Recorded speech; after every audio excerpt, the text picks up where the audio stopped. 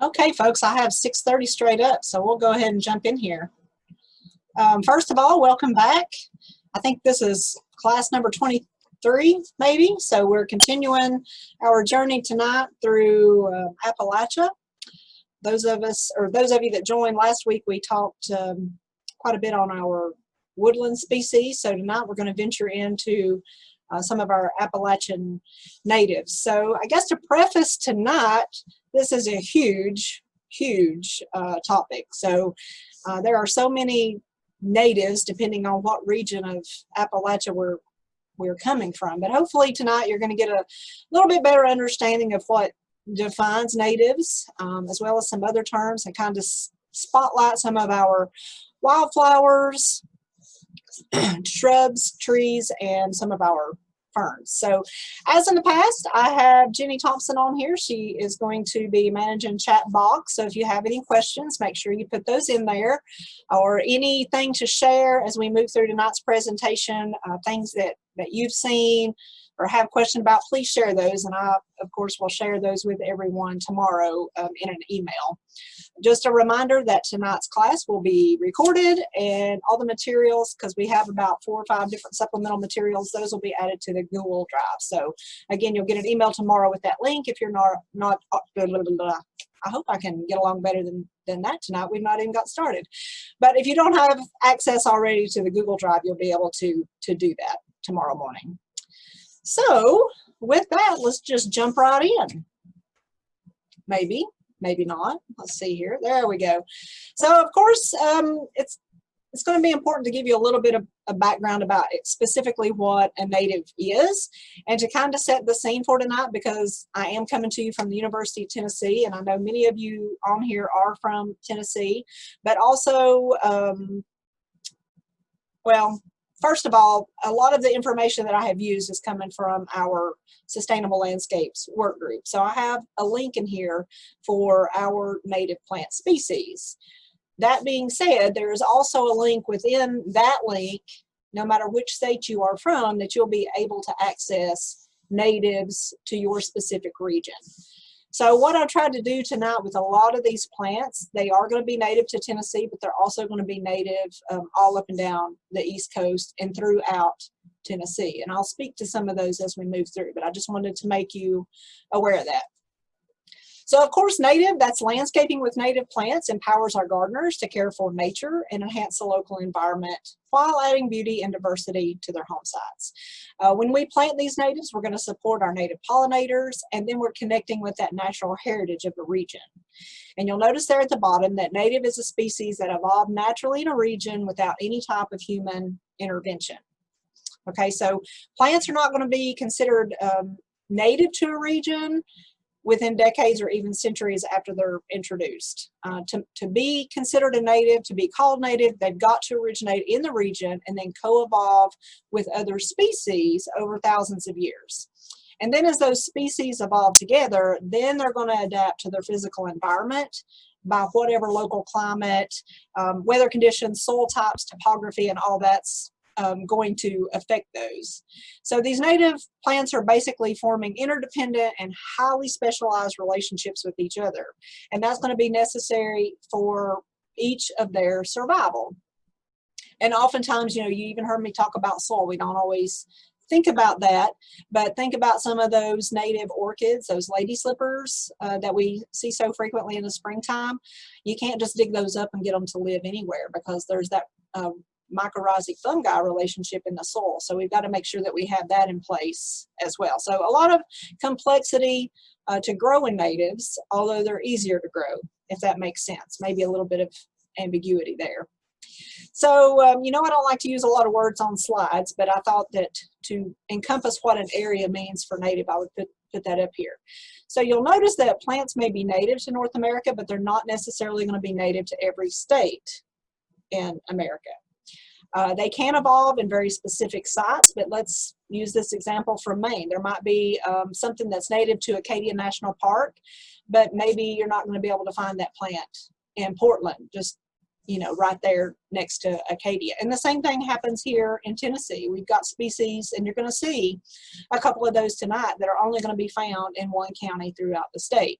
So you'll notice that I actually did use that word ambiguity, because they're going to be native just depending on climates. So again, using an example with the eastern redbug, it's going to be native all up the East Coast, but a tree growing in Georgia is going to be different from that tree growing in New York just because of the climate. So, you know, you want to be knowing where your plants are coming from, and lucky for you, I've got a link in tonight's presentation that you can access that's going to take you to many different sites across Tennessee as well as outside of Tennessee that you can actually source these native plants, and we'll speak to that hopefully a little bit more as we go through tonight. You'll understand that a little bit better.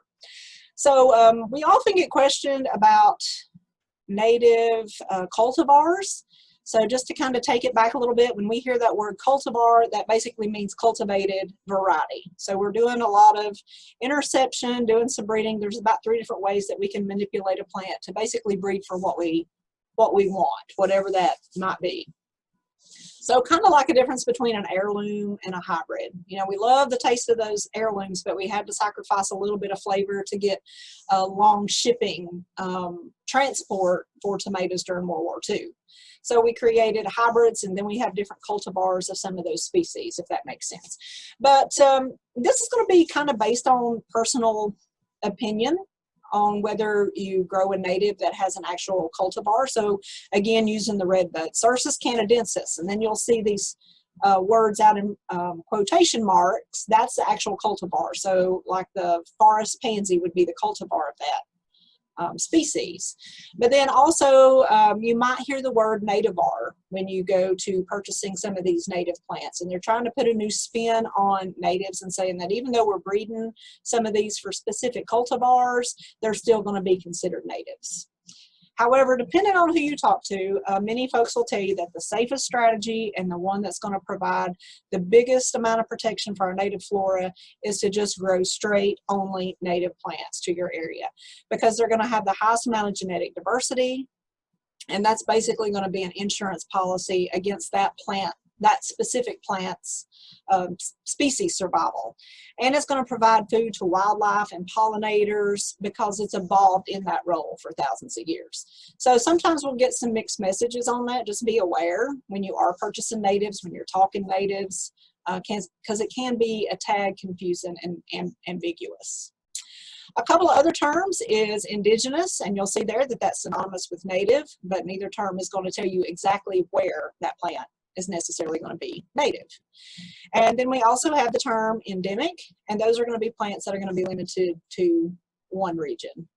And you can see picture there, it's a coneflower, and we actually have a species, the Echinacea tennescensis, that is specifically to in Middle Tennessee.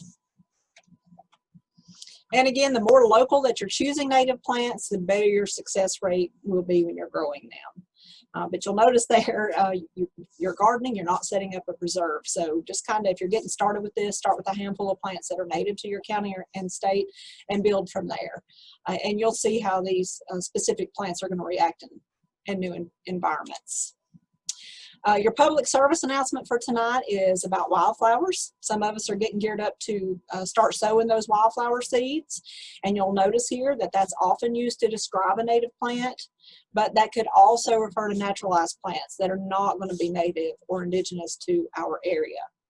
And when you're purchasing wildflower seeds, just be careful with that, because some of those seed mixes are going to include species from other parts of the country or even the world. So really know where you're sourcing that from if planting 100% native to your area is important to you.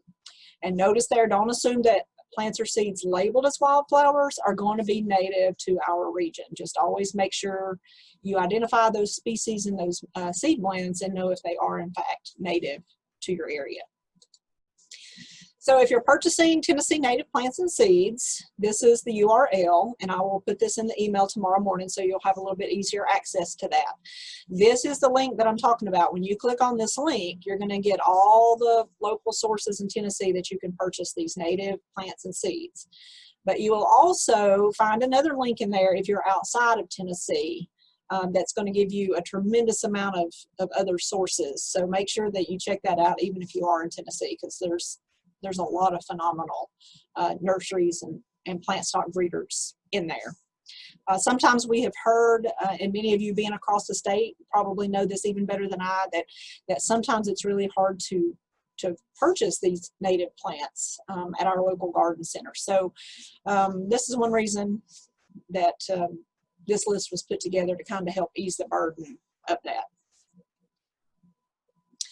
So kind of getting a little bit deeper into native and taking it back to Appalachia, which is kind of our theme. And most of you already are aware of that, or aware of this because you've been kind of traveling the region with me for about a month now. But again, the southern Appalachian region is a non-glaciated mountainous area, and that does kind of dictate a lot of our flora and fauna species, because we were never directly impacted by glaciers like they were in New England. So like from Maryland above, a little bit different terrain, a little bit different temperate area, biome, if you will, and climate. So again, the southern Appalachian is basically a huge epicenter for plant diversity. It's pretty cool to see everything going on in this area.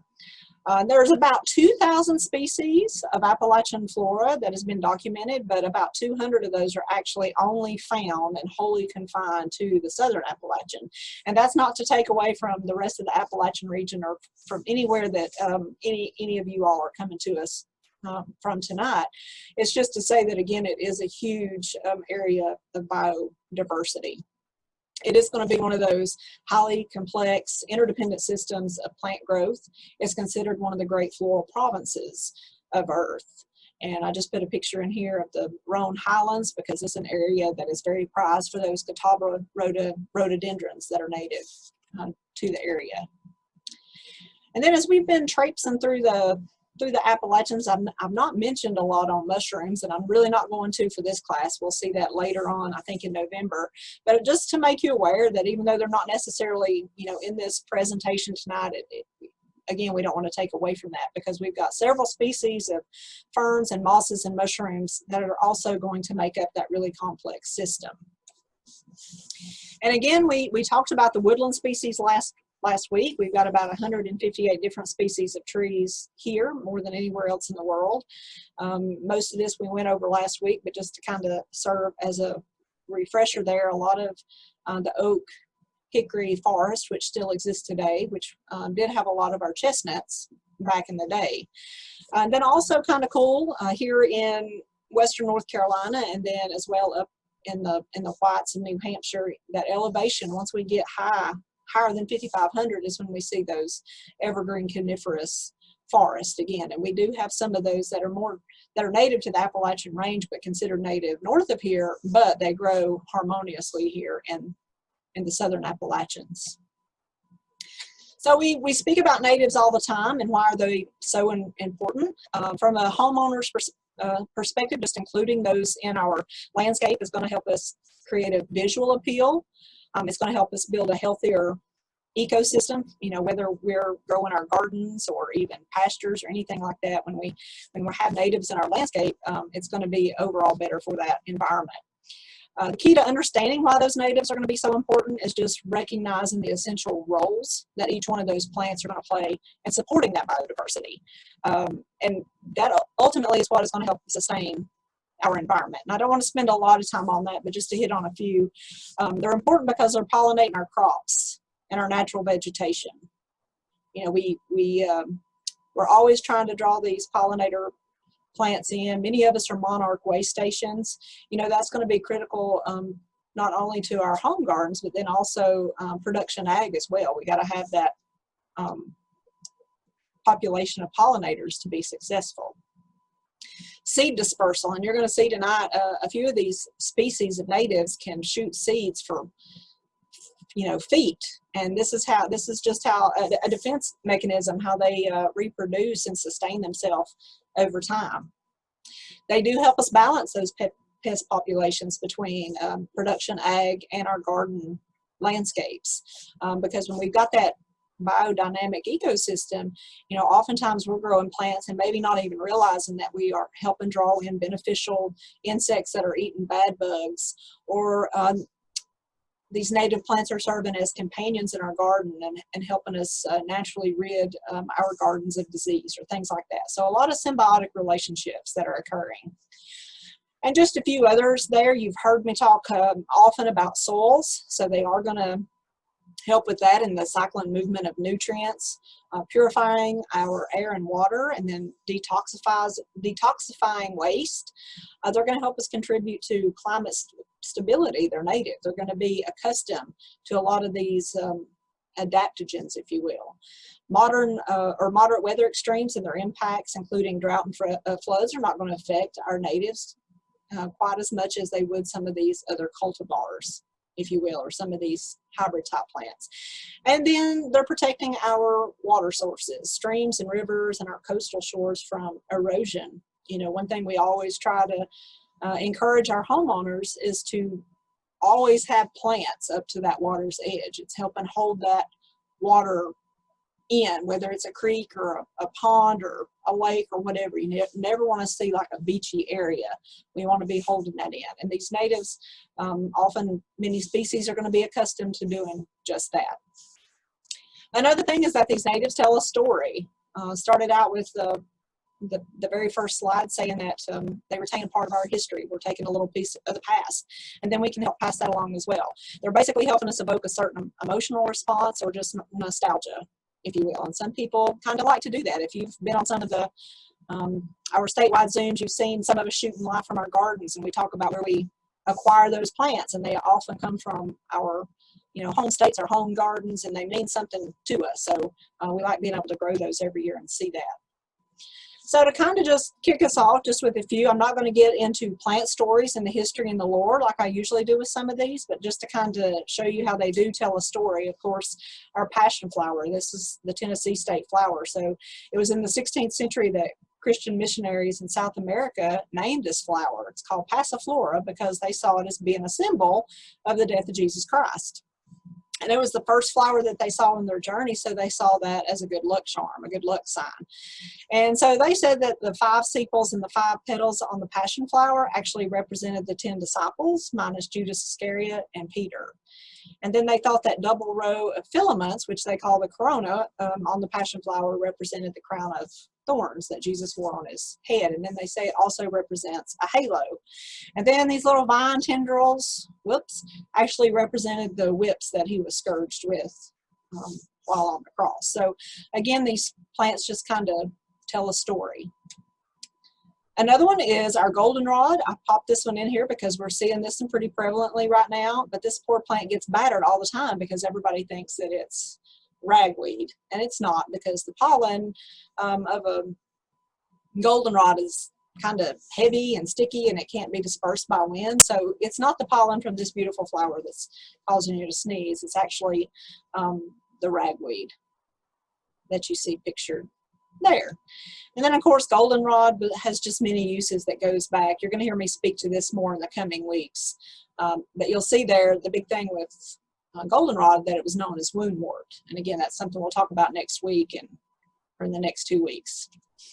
And then we have, I can't ever say this word very well, so I just call it wintergreen, Pipsissewa, which literally means breaks into small pieces. So again, this dainty little flower that we see in the springtime, it tells a little bit of a story. So plus it smells like wintergreen. And then of course chicory, it has a long and storied past. This is what we used as a coffee substitute years ago when the French blockade was occurring, even though this plant's been cultivated for over 5,000 years, but still served as a coffee substitute in places in Europe. So, and it's kind of unique. It belongs to the dandelion family, just as an FYI. But again, all these stories have some kind of emotion that they're evoking for you. And of course, we all know ramps. We spoke to that several times. There's probably a series of slides in here, but this is considered a true Southern Appalachian delicacy, along with fiddleheads. So ramps are more native to the southern. The fiddleheads are going to be more native to the northern part of the Appalachians, but considered a true delicacy no matter what part of the Appalachians you're in. So how do we know all this? Just in a nutshell, and I don't want to get too in deep you know, with this, because I've got some links in here that you can go back and refer to. But William Bartram, and many of you probably heard of him, he started his travels in Florida, came up through Georgia, North Carolina into Tennessee, all along into the Mississippi River. But he was America's first native born naturalist and author, and actually wrote this book called Bartram's Travels. Lots of things have been written or named after him. The Bartram Trail. Actually, I'm getting ahead of myself here. In Florida, you can see where he came up through St. Augustine. There's actually a high school and a highway named for him right outside of, well, between Jacksonville and St. Augustine. So we don't always consider that Appalachian area, but that's kind of how he started and came up into our mountainous areas. And you can kind of see how he did that. And you see where that Bartram Trail is, Shahoua Bald and the Nantahala Forest is going to be that official terminus there. Some of you may recognize this area. Show a few more pictures and probably you can guess. We're now standing atop the Mile High Grandfather Mountain right outside of Boone, North Carolina.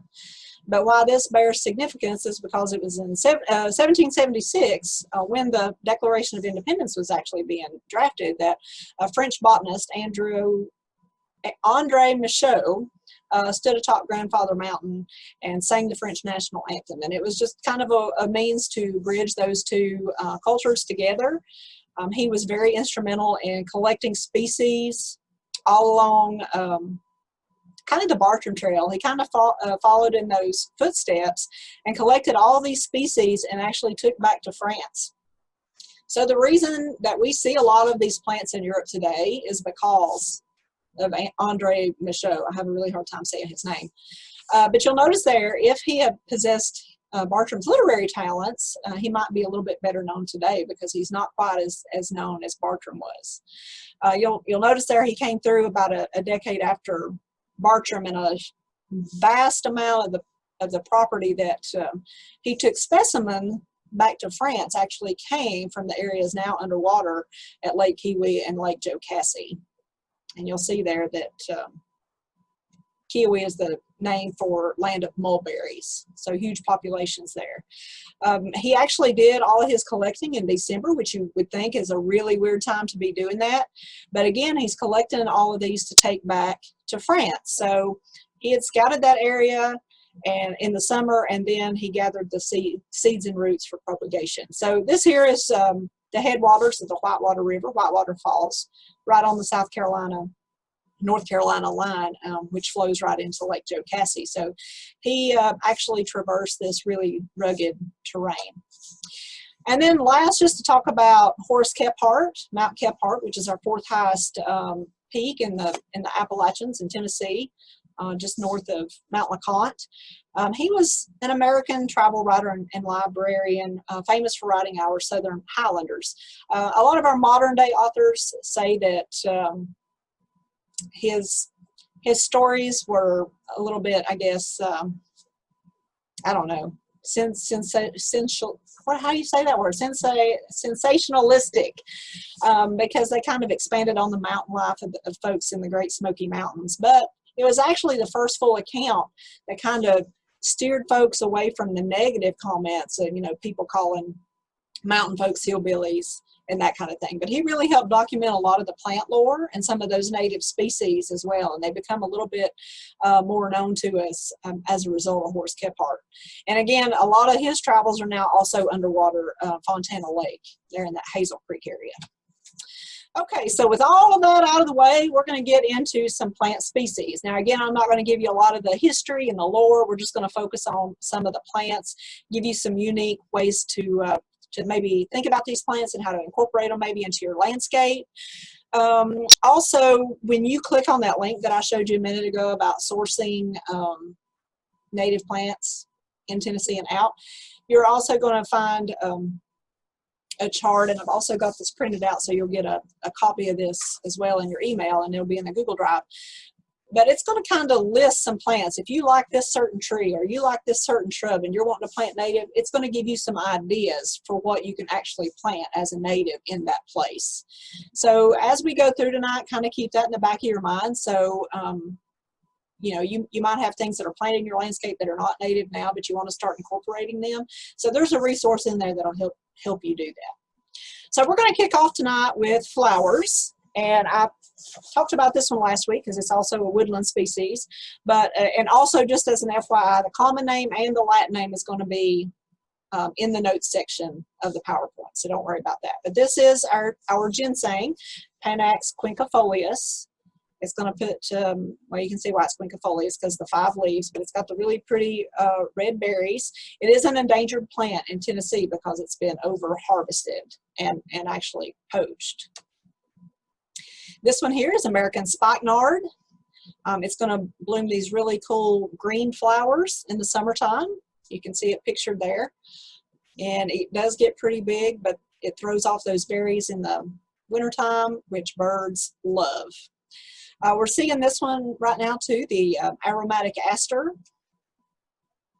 It spreads by rhizome, so it's going to get pretty wide. You got to give it a wide berth to be able to propagate itself. It is low growing, but it's very showy, as you can see here. It's going to be difficult to grow from seed, but it's really easy to grow it once you get it established. And it's great for butterflies and for bees. We talked a little bit about mountain mint last week, but this is the true mountain mint. This is the Picanthamum muticum.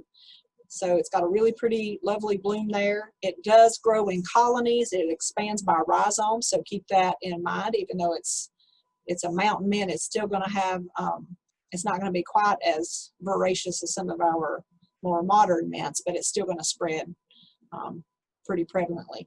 And you can see there that you can't really tell those flowers are actually pink in color. The cool thing about the true mountain mint is that it's drought tolerant and you don't have to give it a lot of water. It pretty well thrives in any environment. This one here is blue-eyed grass. And you can see there that if you plant just one, it's not going to be really showy, but if you plant it in masses, then it's going to be quite beautiful and actually considered a ground cover, if you will. The one thing about it is that the flowers only last for a little while and then they kind of flop over to the ground. So that's another reason you need to plant these in mass quantity. And they can be a little bit of a maintenance because you got to divide them every couple of years to keep them healthy so they don't develop crown rot. This one here, I love the name of this. It's called Quaker Ladies or Bluets. So it's going to germinate in the first year if you get the seeds, but it won't flower until the second year. So just keep that in mind. You will also see bluets in the shades of blue. I didn't put that picture in here, but you'll see either white or blue, and it's really adaptable to rock gardens. This can be planted really shallow. This here is what we call long sepal or beard tongue, depending on what region that you're coming from. All of these that I've talked about so far are going to be native to the ridge, Appalachian Ridge and Valley area, so extending from southern New York all the way down to Georgia and Alabama. This one is going to be an easy one to grow, so if you're just getting started with natives, I would start this one because it will take off fairly easy. This is a lobelia, or better known as cardinal flower. It loves water, so if you have a pond or a creek side that you're wanting to get some natives on to kind of help prevent erosion, cardinal flower is going to grow really well for you. And there's even instances where it actually grows in water. And it can take full sun as long as it's in a water source or near a water source. You can divide this and share amongst friends really easy once you get it started because the roots are going to be shallow, making it much easier to divide.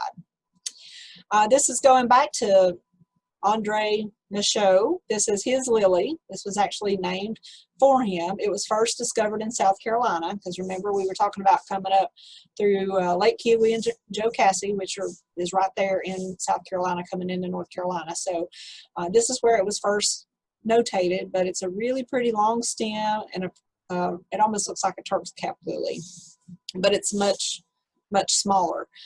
You'll find this really prevalent in the Unaka mountain range. Here is the infamous wood poppy, or you'll hear this called celandine poppy. It does really well in dappled shade.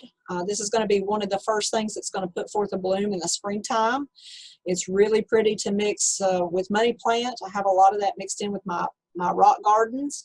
Of course, when the full shade comes on, this plant starts going dormant in early summer. So you won't even really know that you've even got this in your garden by July. There is a European species that's been introduced. Make sure not to get that. This one here is much less aggressive than that European species, but this one will reseed itself.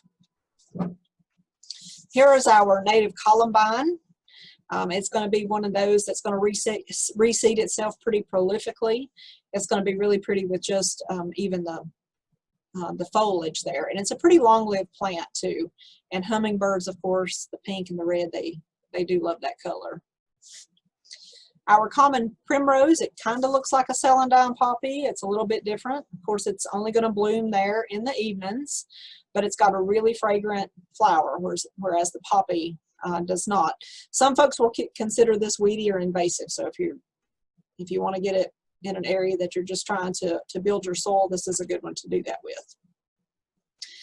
The dwarf crested iris is a pretty dainty little iris flower. It serves as a great ground cover. It's got some really showy flowers. You can see there what that looks like. It needs to be in a moist area, rich organic matter, so you can't just put it in the clay soil in Tennessee. You got to kind of build that soil up, really enrich it. And believe it or not, hummingbirds actually really like this plant too.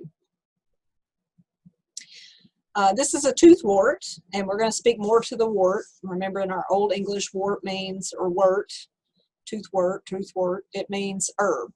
So that's just a leftover from our Old English. So you're going to hear a lot of plants that have that W-O-R-T attached to them. So this is the toothwort.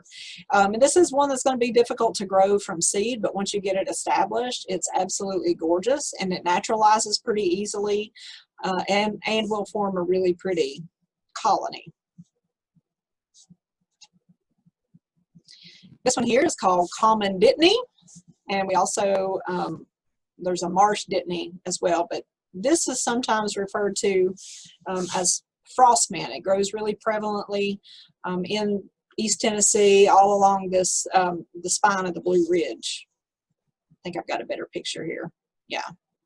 So it's got this really curious little physical property. So when frost forms, the flower forms ice crystals, because they have these little hollow stems that kind of act as capillaries, and it sucks that in, and then it just kind of freezes the bloom, if you will. It's kind of weird. It's hard to explain what it looks like.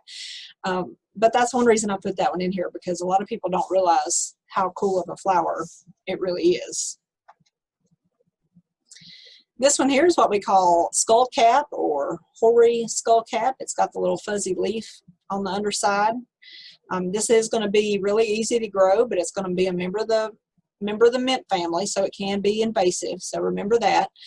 It's got a beautiful flower, but it's the foliage that has the aromatic smell.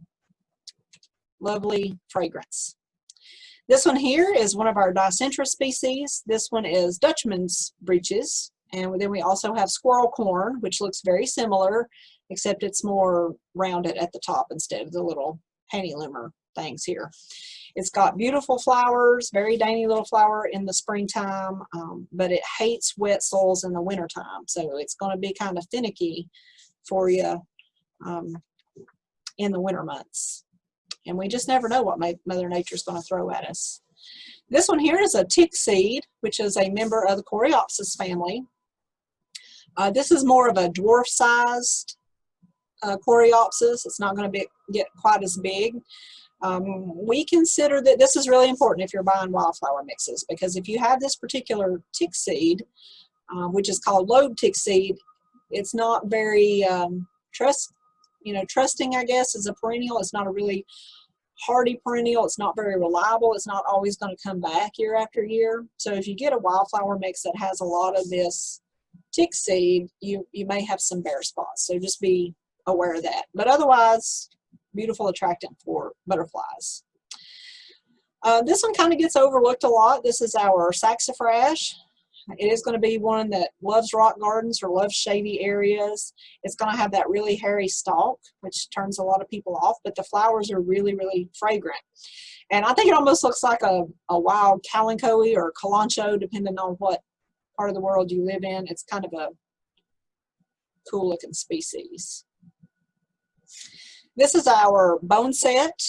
This is one that again tells quite a lively story. You'll hear me talk about this one a little bit more in a couple of weeks, but it gets really big. It can get up to about 4 foot in height. You'll notice kind of how that bloom fans out after a while. You see the difference there and what that looks like. So kind of gives it a little bit more of a distinction.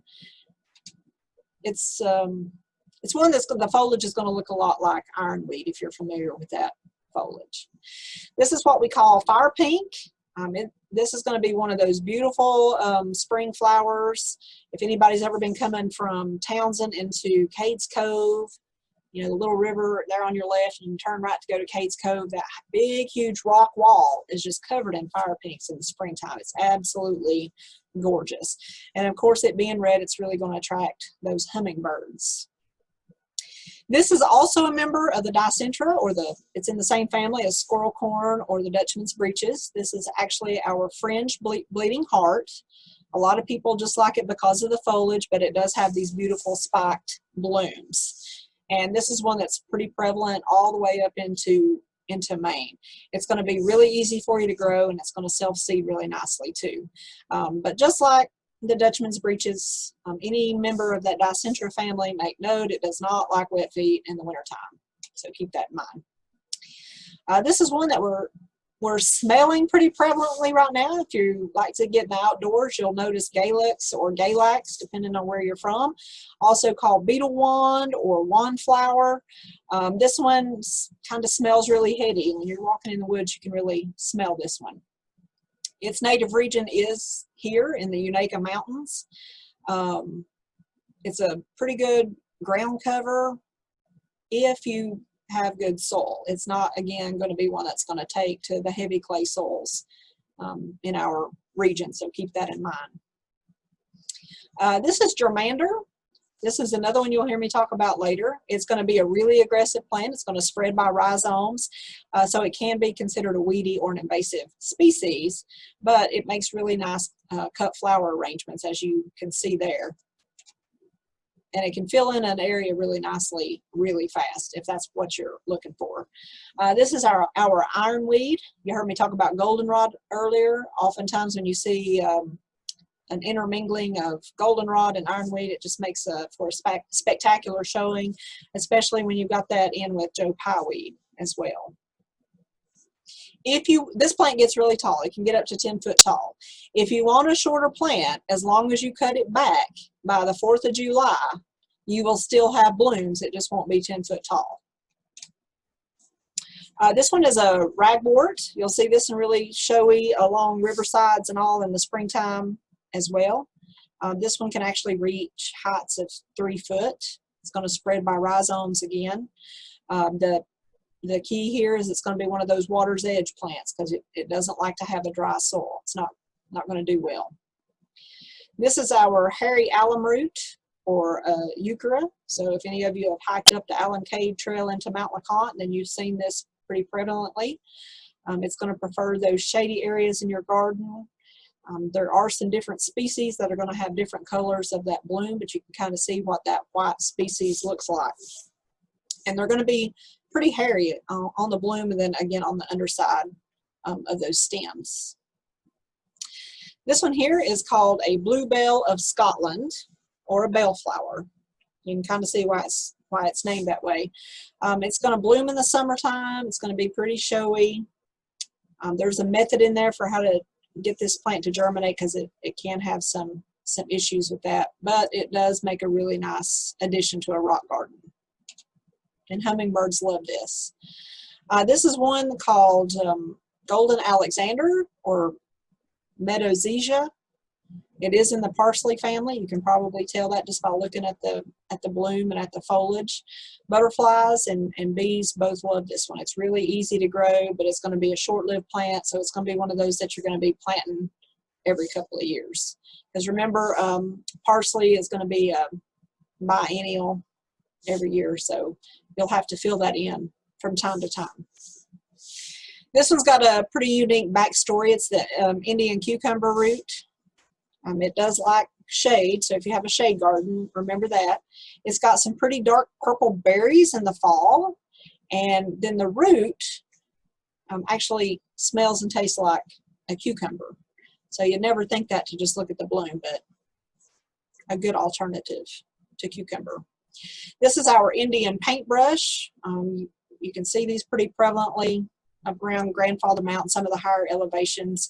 This is going to be one that's going to be hard to grow from seed. You're not going to see this one as prevalently across Tennessee or in any of our states. It just kind of pops up here and there. So this is one, if you are fortunate enough to see, it's kind of like the Indian pipes that we talked about a few weeks ago. That's a cool specimen to be able to have close. Here's our Joe Pye weed, which is a euphorbia. Beautiful flower. The blooms right now have kind of bronzed out. They're turning brown. But pretty prolific flower throughout Tennessee.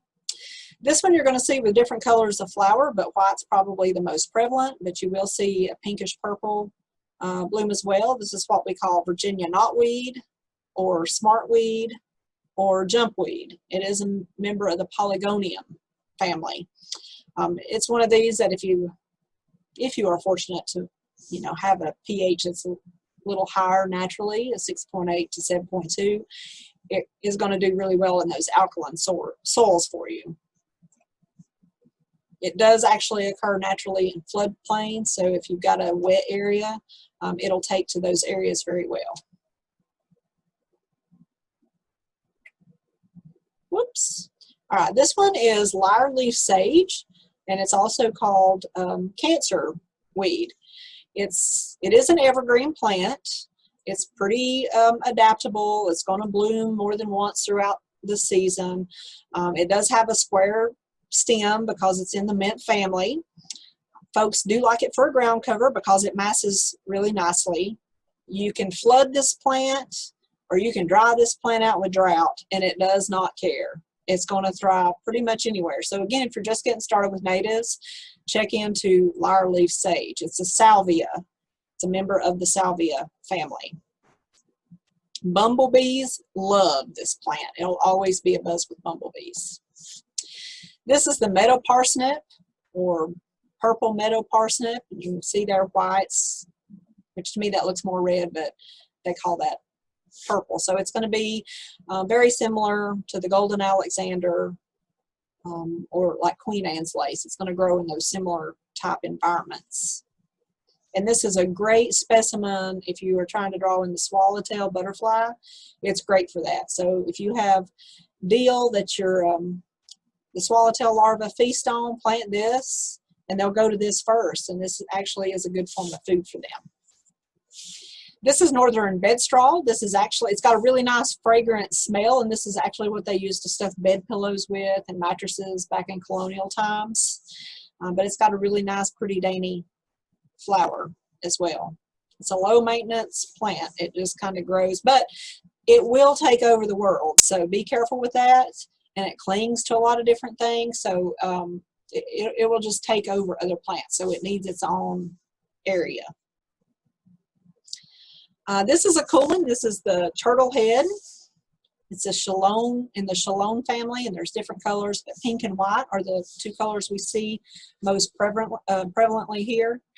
It is going to be native to the southern Appalachians. It's going to occur naturally in a wetland, so again, it's going to be one of those nice wetland native species. If you've ever heard of the Baltimore checker spot butterfly, this is one that it loves. And then purple phacelia, there's a couple different phacelias that are going to be native to our area.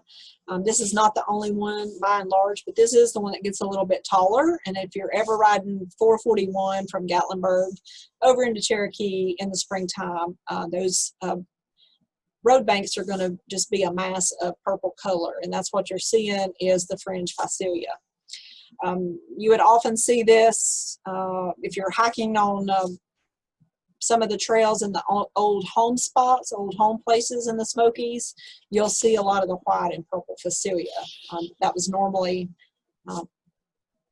around the home sites, the old home sites.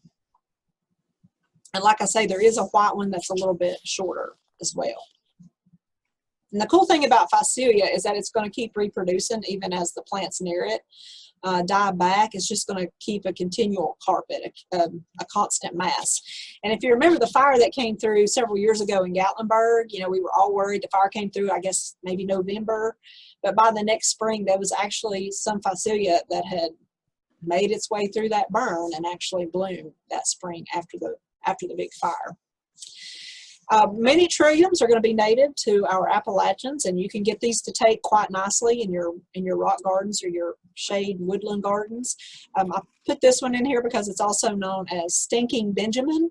I don't know where the Benjamin came from, but it does have a unpleasant odor. The flower does. So they say that this one will actually help repel deer, but it is going to be a good feeder for birds because it does throw off berries, and the birds really like that. This is our shooting star, and you will see this in white and purple. White's usually the one you're going to see more predominantly. It is going to be another one of those plants that goes dormant in the summertime, so you're going to see its showy presence in the spring, and then it's going to go bye-bye, kind of like the celandine poppy. It's going to be one of the easier spring ephemeral flowers to grow. So again, if you're just getting started, this is a great one to get started with. Beautiful plant. Sneezeweed. It actually didn't get its name because it made you sneeze. It actually got its name because it was used as a substitute for tobacco, and it would tickle their nose. And I know it's weird. I see some faces there. Yeah, but yeah, it's kind of weird. It was used for not chewing tobacco, but for the snuff, the real powdery tobacco. Can get really big. If you're growing this plant, you might need to stake it, so keep that in mind. But it is a pretty dainty flower.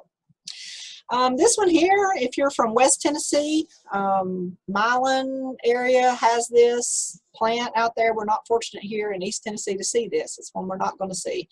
But it does occur out there. It takes about 3 to 4 months for the seed to germinate, so you got to have a lot of patience. So it's probably a good thing it doesn't grow in East Tennessee because I'd be out there every day. Come on now, come on. But the other bad thing when you're trying to get this to go from seed, you got to keep it, you know, moist all the time. You can't, I mean, you can't take a break from it. It's got to be constantly wet. But it's got a beautiful, lovely smell, and it does really, really well in boggy settings. So, but again, you're not going to see this a lot in the wild, even in West Tennessee where it's familiar. But if you're ordering native species, this is a really cool one to consider adding, especially again, like if you're in West Tennessee. This is the plant that killed Socrates. This is the water hemlock here. We all know that these water or hemlocks, poisonous hemlocks, are pretty prevalent in the summertime. It's in the same family as the wild carrot, but this one, of course, is very, very toxic. This one is lousewort or wood betony. I wish I had a little bit better picture than these, but because I think the foliage is really pretty. It's a really, I don't know, it's like an old-timey looking plant. It just, I guess it evokes that nostalgia response from me or whatever. But let's see, it only occurs in 9 counties in Tennessee. So oddly enough, it's going to occur in Crockett County in West Tennessee, but it's going to be here in Greene County, Tennessee as well. So, you know, if you're fortunate enough to see that. If you're on the plateau, it's also in Cumberland County. Stewart County, Coffee County, Warren, Bledsoe, Bradley, and Union.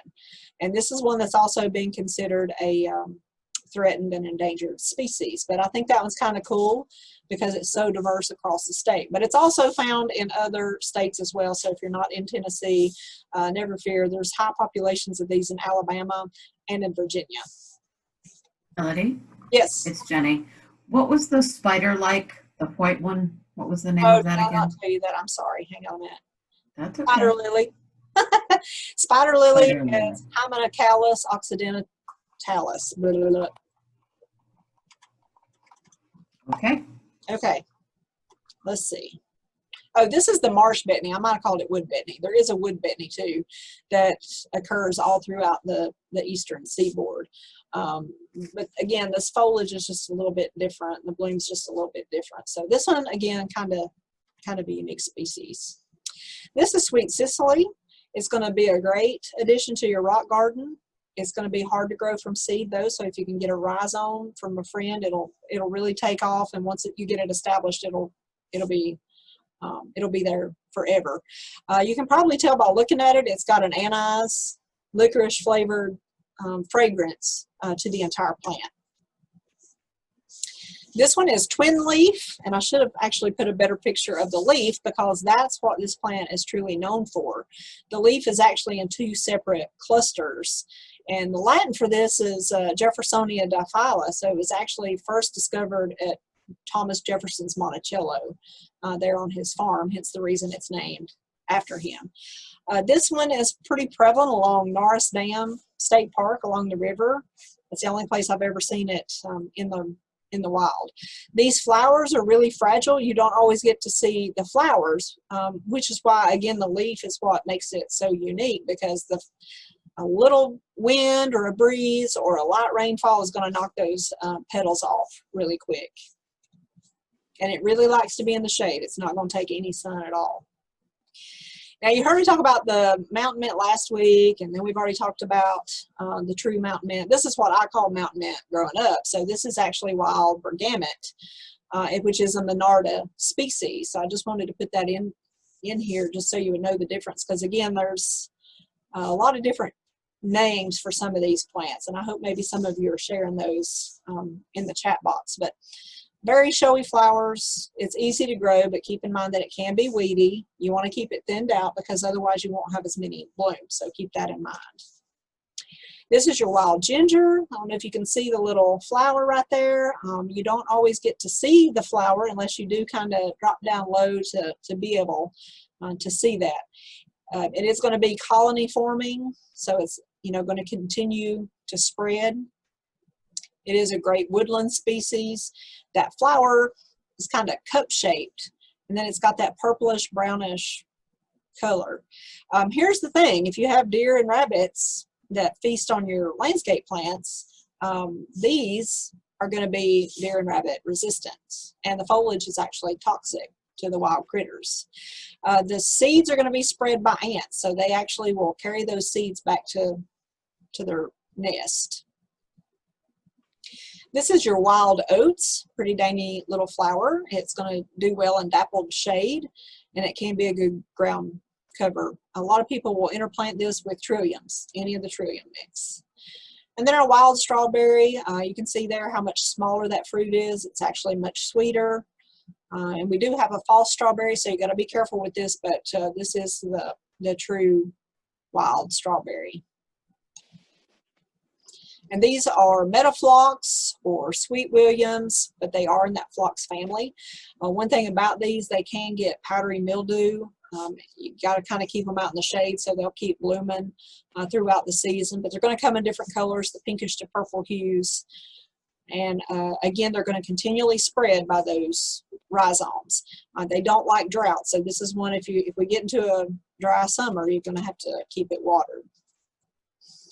Okay, so we're going to shift gears and go into trees, and we spent a lot of time talking about trees last week, so I don't want to spend too much time on this, but first of all, a lot of the wildflower or the flowers that we just talked about are going to draw in our hummingbirds, other birds, bees, different kinds of pollinators, and then butterflies, many different butterflies. I didn't really touch on the flowers as much as I'm going to with the trees, but I think many folks might not realize that a lot of our tree species are in fact good pollinators for our butterflies.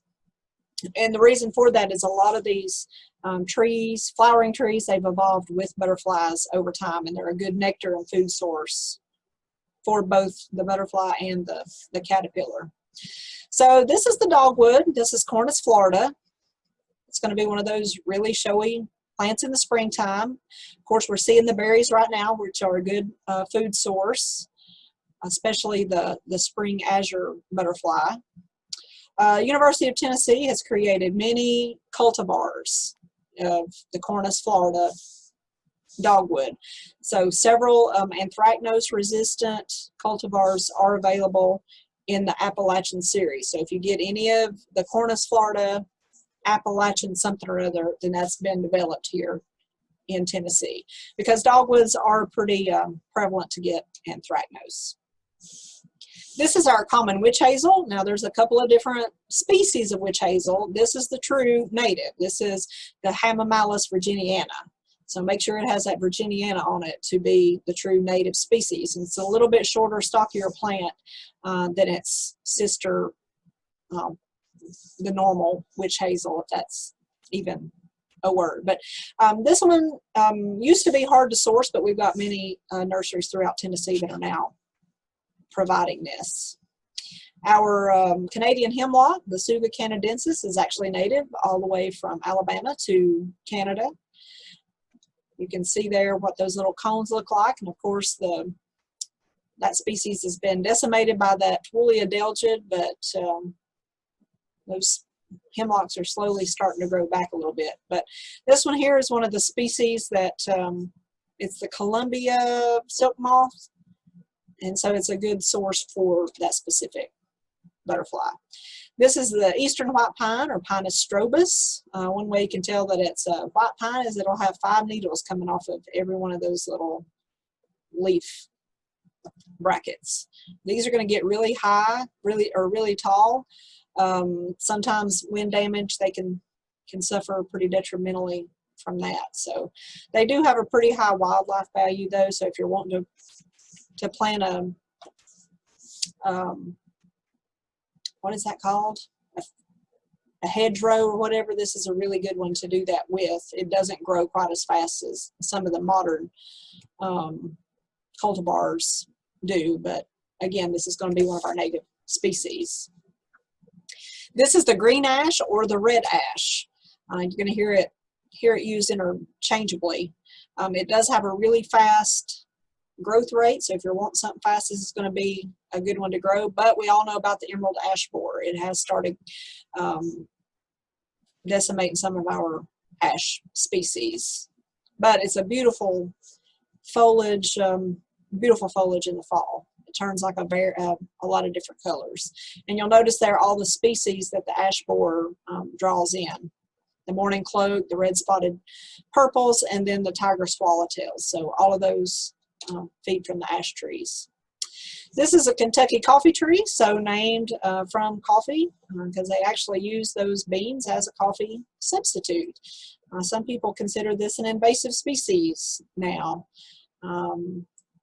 but many cultivars available that hinder its growth a little bit. This is the catalpa tree. You're going to see this one pretty prevalently if you drive up Interstate 40 in the Pigeon River Gorge. It's going to have, where's my pictures? Why is that not clicking? There we go. You can see what those white blooms look like. Pretty showy little flower. These are the catalpa worms, so they make excellent fish bait, but they will defoliate a tree this size in just a few days. So you got to be careful when you see these. But yeah, they're just all over the place. But this is here is the catalpa silk moth. That's what that looks like. That's also called a cigar tree in some places. This is our pawpaw or Appalachian banana. It likes a slightly acid pH to grow this, and it actually prefers a sandy loam soil. So if you're wanting to grow this, kind of keep that in mind. Very distinctive with that bloom, but you don't have a lot of disease and insect pressure on a pawpaw. It does get a lot of wind and ice damage here, certain areas in the county, the south side of the county. So it will suffer some damage because it is a very weak wooded tree. And you can see there what that fruit looks like. It's a member of the custard family. I don't know if anybody's ever eaten one of these, but if you do grow pawpaws, you're going to have to fend off the wildlife because they love it as well. And it is a food source for the zebra swallowtail. This is our hardy pecan tree. You can see how those leaves spread out there. Very beautiful Trees, foliage. butterflies. Yeah, this is the gray hair streak butterfly, so pecan is going to be a natural host for it. You got to make sure that you've got more than one tree though, so keep that in mind. This is the red buckeye. The nuts are going to be poisonous on this. It's going to be a really slow growing tree, but it's easy to grow from seed, believe it or not. And here's kind of what that flower spike is going to look like. It's going to be a low canopy, like an understory type tree. The foliage can scorch and deteriorate though if it gets too dry, so it's going to be one of those you have to keep irrigated in the summertime. This is our red maple or scarlet maple. Sometimes we call it swamp maple depending on where you're from, but this is the Acer rubrum, pretty prevalent. Sometimes this is even called an understory tree depending on where it's at in the forest, but it's going to grow really, really fast when it's young, so it's going to be a good tree to get started with, and then it's going to kind of taper off as it gets a little bit older. There's not a lot of pests that are going to bother the red maple. Cold hardiness though is kind of all over the place, so make sure when you purchase an Acer rubrum to make sure that you do in fact get a cultivar or a species that's going to be native to your area.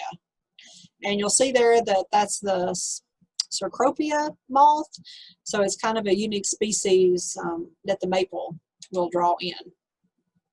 This is our red mulberry. Of course, it's going to be a great source for wildlife, food source for wildlife. You can kind of see the fruit hanging there. It's got nice little flowers in the springtime, and then of course it's going to be an excellent nectar source too for many of our red admirals and morning cloak butterflies. This is the sassafras. This is one that's going to grow well in any type of soil. It's going to pretty much grow anywhere, and it's going to grow pretty fast actually. It can actually sucker into a thicket, so you've got to kind of watch that. It's a weak wooded tree too, so wind and ice can damage it as well. Sometimes you'll hear this referred to as a understory tree as well. It's going to attract many different species of the swallowtail. Spice bush, that's what this one is the spice bush swallowtail, and the Promethea silk moth, which is kind of a cool looking critter. But it also is a good food source, and there's many cultivars of sassafras available. This is the sweet gum tree, sometimes called red gum, and sometimes called starleaf gum. And again, all these names are going to be in the PowerPoint, so you can kind of use that to help guide you. This one, if you do purchase and transplant, make sure you do it as quickly as possible. It doesn't really recover well from transplant shock, so make sure that you're purchasing this pretty locally, so it's going to be already acclimated to your area. And you can kind of see there what those what the fruit look like. They're going to be a little bit spiky. A lot of people will use these in crafts, Christmas ornaments, spray paint on that kind of thing. This is the tree too that's also called liquid amber. You've heard me speak about this one before. It was actually used as a supplement to tobacco for cigarettes, as a flavoring agent, but it's also going to be a good wildlife source too. Whereas the sycamore is a little bit different. So it does have the little sycamore balls on it, but that's not going to be a good wildlife source. So keep that in mind, but it does have pretty distinctive blooms on it. And it can be quite a pain to clean these up because again, wildlife don't like it that well. But it is a pretty large and stately tree. This one here is our yellow birch, and you can see the difference there from the beech that we talked about last week. Of course, this is going to have that more fragrant smell, but it's also going to have that peeling bark, whereas that beech tree is smooth and doesn't smell quite as nice as the yellow birch. There are several cultivars of this available as well. It's going to be one of those that we put in the medium growing tree. It is going to suffer from some insect and disease issues though, so especially borers and miners, so be cautious with that.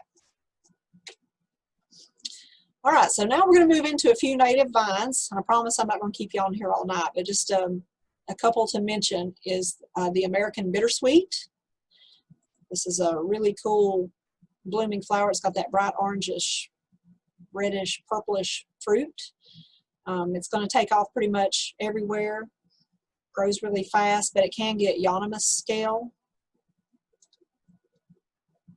You kind of see what that hull, you can see the fruit inside that husk there. This is our coral honeysuckle or trumpet honeysuckle. It is in the Lonicera family. So it's going to bloom throughout the spring, and then it's going to throw off some scarlet berries in late summer to fall. Pretty low maintenance plant. It's easy to propagate by cutting, so this is one that can be shared pretty easily. And the thing about this one though, it's non-invasive. It's not the invasive species, but there again, when you're purchasing this, make sure that it is the native so it won't be invasive.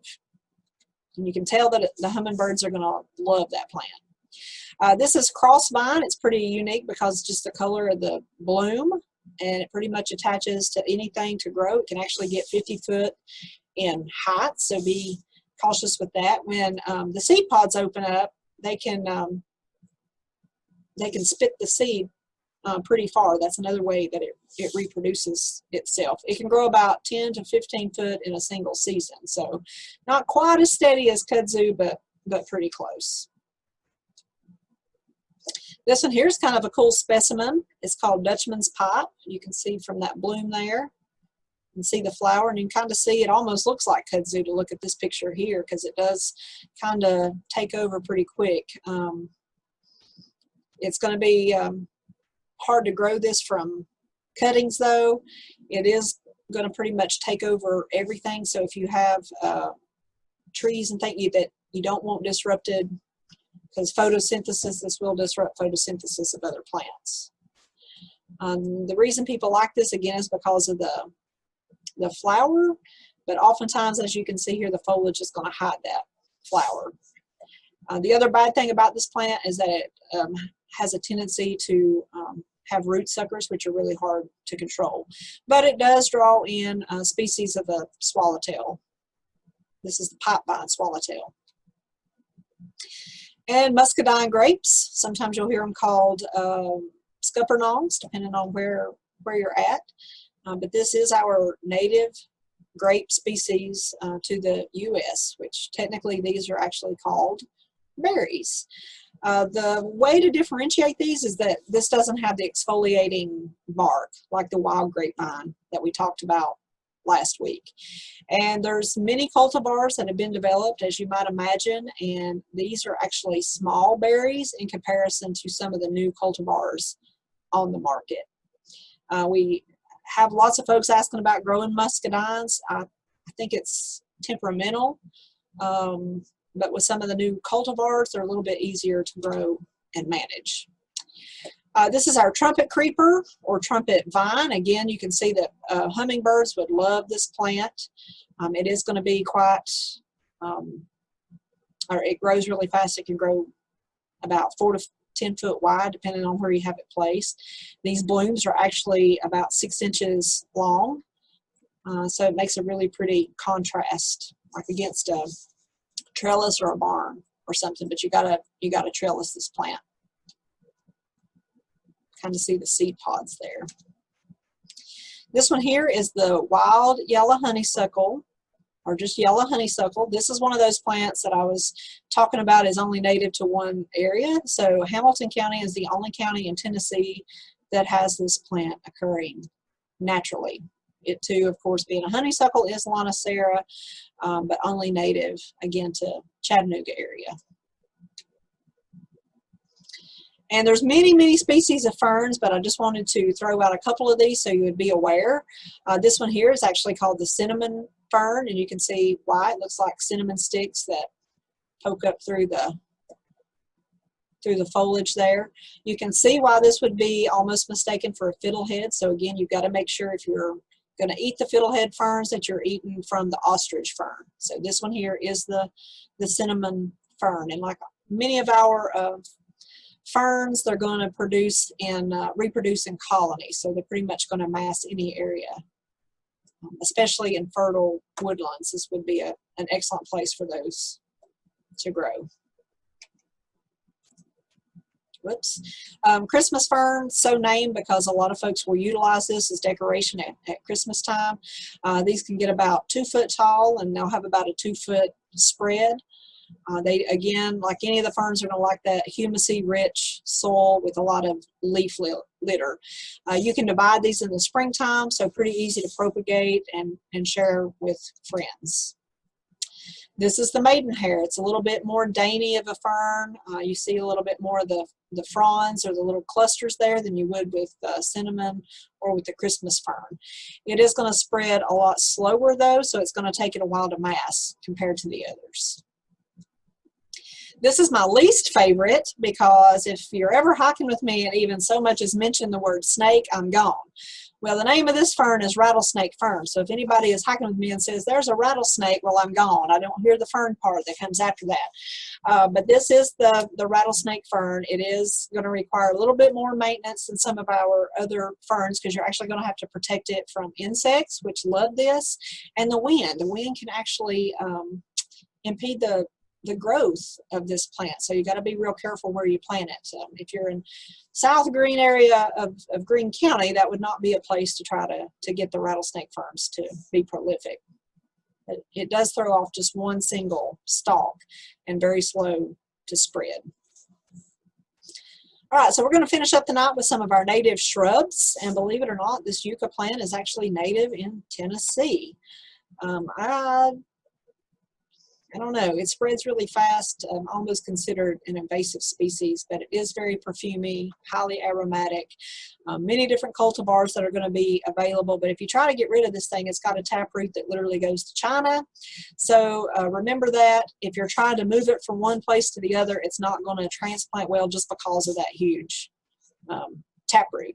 And it's not a really good wildlife plant. It's got low wildlife value, but it is going to attract hummingbirds.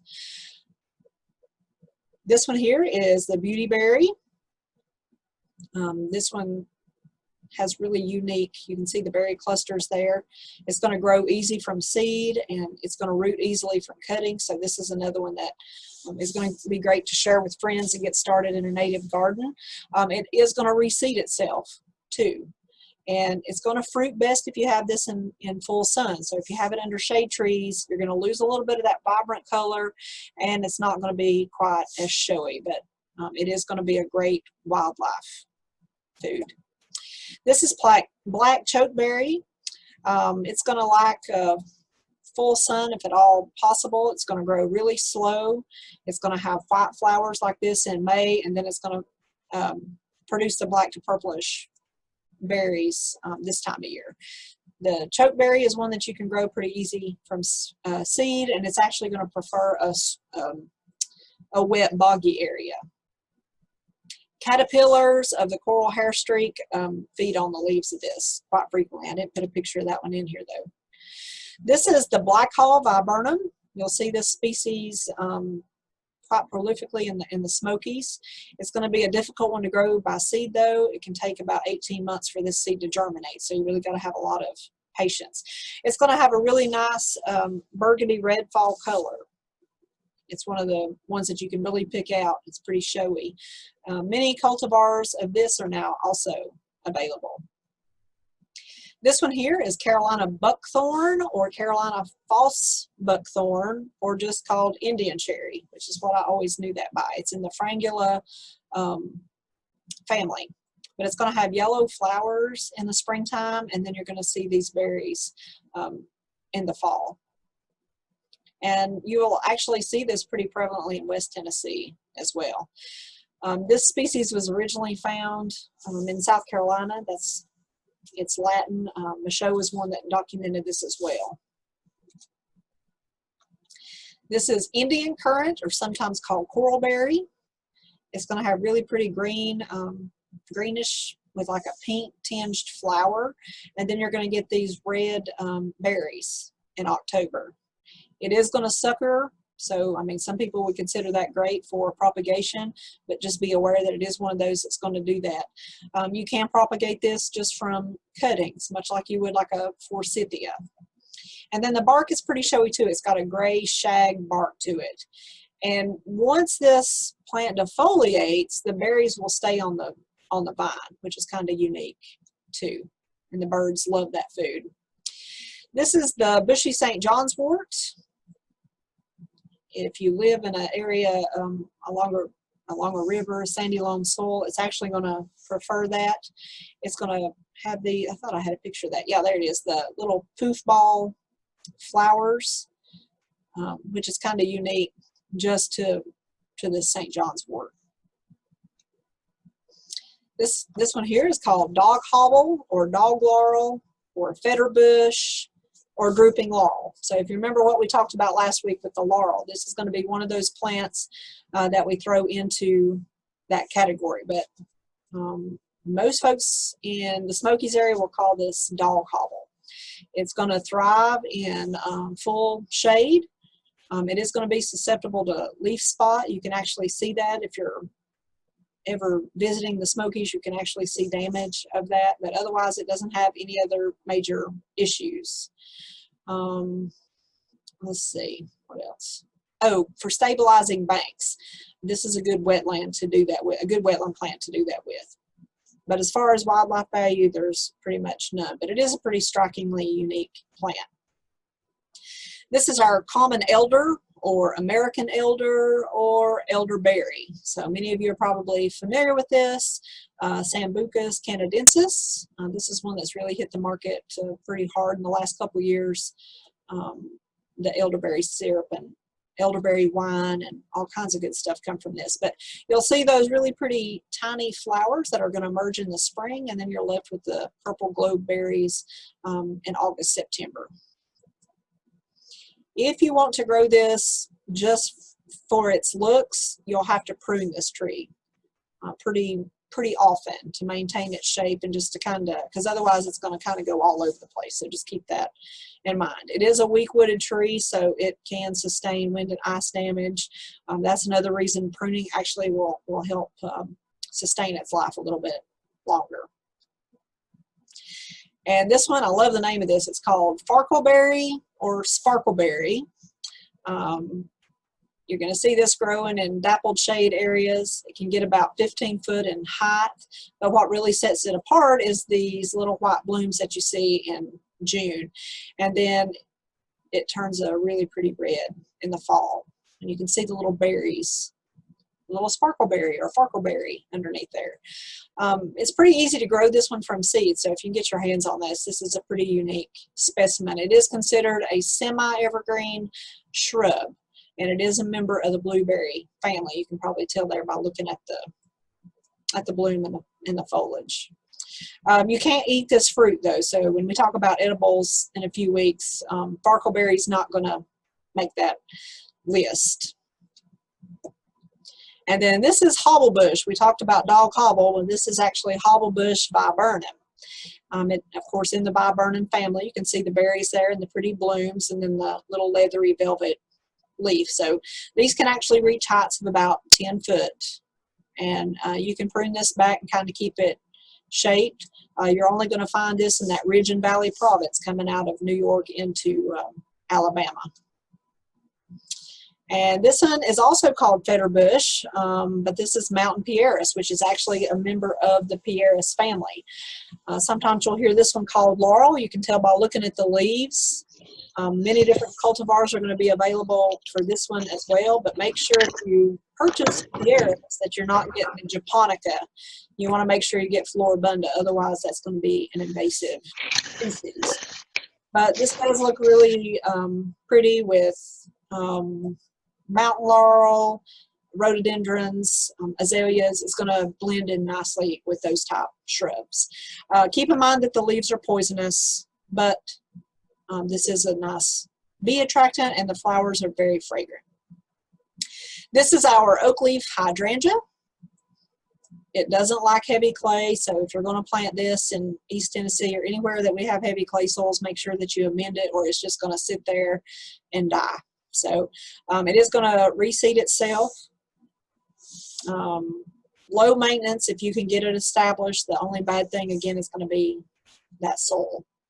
There are some cultivars available that hunters will use to plant like in wildlife plots. Snowflake and Roanoke are going to be two of those that are going to be widely are widely available. This here is called dwarf willow. You can kind of see from the bloom there. It's also going to be called prairie willow, so it is a member of the Salix family. It's going to get about 6 to 12 foot in height and have about the same spread, so it needs a little bit of room. It's going to grow really fast, but for a willow it's actually considered to be a slow grower, but it will grow fast. You can cut these plants all the way down, and that will revitalize that entire stand. Kind of a unique specimen. This one, whoops, is the spice bush, or common spice bush. Kind of a cool looking football shaped berry that you see there. It's going to be a slow grower. It is considered one of our most predominant understory species though. As long as you keep it watered, you can grow it in full sun. The female fruits are the only ones that plants are going to produce the fruits, of course. Pretty high value wildlife plant. And then the spice bush swallowtail loves it. She's going to lay her eggs on the leaves. And many different cultivars available for this too. You can see that flower cluster there. It's an excellent ornamental shrub. Just more pictures there of the common spice bush. This one is Hearts of Buston. You can kind of see the little seed that pops out of there. You can see the seed in the husk right there. This is one that's going to pop out pretty sporadically. Good seed dispersal for this one, but just a unique color scheme. It does get Euonymus scale. You can probably tell looking at the leaf there. It's in the Euonymus family, actually. It's difficult to grow this one by seed, but you can do hardwood cuttings from this. Whoops. And then this one here, very fragrant shrub. This is called sweet shrub. Sometimes you'll hear it called Carolina allspice, or you'll hear it called sweet Betsy, depending on where you're located. Pretty cool little plant to grow though. It's got a unique growth pattern. My grandfather used to say everybody should have spice bush planted in their garden. So very shade tolerant too. It's not going to be really picky on that. This is Virginia sweet spire or Virginia willow. Very cool looking little flower cluster that you see there. It's going to be a slow grower. You don't get a lot of disease and insect pressure on that, but it can kind of become unruly, if you will, so you got to give it a haircut every now and again. Easy to grow from seeds or cuttings. You can see there what that flower cluster looks like. And then this one is winterberry. It almost looks like a blueberry from a distance. It's going to be a slow grower as well, but it'll take to pretty much any soil. It's going to be difficult to grow from seed, but you can grow from cuttings, but you got to be patient with it. This is one that's going to thrive on the Cumberland Plateau. It's going to be native to that area. It's going to be excellent for mass plantings and then shrub border, any kind of waterside planting. And if you have a wet soil, it's going to do really well. And this one here is yellow root. Should have put a picture of the actual root in here, but it's going to bloom in April. Really cool burgundy flowers with that lime green center. It's a slow grower as well, but it will grow as far east as the coastal plain, so you're liable to see this pretty much anywhere. It can become a weed if you don't manage it, but the birds and the wildlife love this one. It is native to East Tennessee, although it has acclimated in other areas. It has a really bright yellow root. So if you've seen bloodroot, you know how that bloody center, bloody sap. Yellow root is a really bright, clear yellow. This is one that if you're trying to find, it's going to be hard to find in some of those nursery catalogs. So you really kind of got to dig, but it does make a nice addition to your rock garden. Okay, so that finishes us up. We went through a lot of plants, and there's no way that you're going to remember all those, but I hope you took a few notes to be able to, like I say, to kind of compare maybe some of the things that you've got growing right now, and maybe be able to replace with natives a little bit later. So you're going to get a lot of extra material in the Google Drive this week. I put some, well, the alternative to non-natives. You really have to have a pair of glasses on no matter how big you print this out, so make sure you do that. There's some native rain garden plants that are in there, so if you have a lot of water's edge, make sure you refer to that. There's some schematics in there for, you probably can't see that, never mind, but there's some schematics in there for butterfly gardens, different ways to lay those out. Information on how to become a monarch way station. So lots of different materials that are going to be in there. So basically what we try to do the last couple of weeks is set the stage for the next couple of weeks. We're going to talk about some unique herbs and some of the phytochemistry of those herbs in a couple of weeks. We're also going to talk about some of our Appalachian lore and some of our legends next week. So if you're into that type of thing, what I call granny magic or mountain hoodoo, make sure you join in next week. It's going to be a fun class. So hopefully some of these plants, again, have kind of helped set the stage for that. And like I say, I'll check the chat box and I'll get any questions answered and get all that stuff sent out to y'all first thing in the morning. So thanks for hanging in there. I know it was a lot of information, but go forth and do your research and really plant those natives. Thanks, y'all. Thank you. Thank you.